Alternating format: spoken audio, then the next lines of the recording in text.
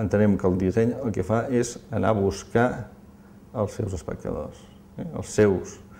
L'art no va a buscar, l'espectador qui va a mirar el disseny sí que va a buscar, per això que diem de la persuasió, va a buscar els seus clients i per tant necessita un sistema comunicatiu. Quan entrem en el món de l'audiovisual, òbviament tenim un llenguatge verbal que és el llenguatge de tots els llenguatges i que els altres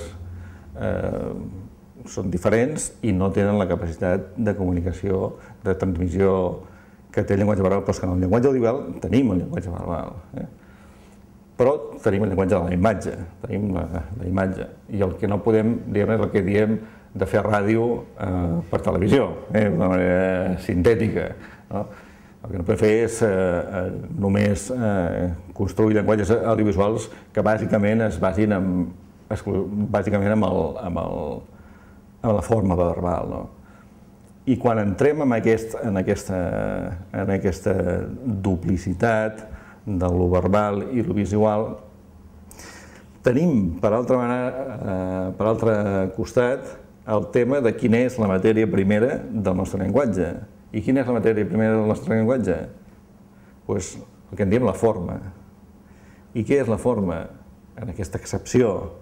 Tenim la forma de les coses, els perfils, els contorns, això seria una excepció de veure la forma, però de la manera que nosaltres enfoquem en el llibre, el concepte de forma seria tota aquella matèria primera que forma part del món audiovisual, inclòs el llenguatge verbal.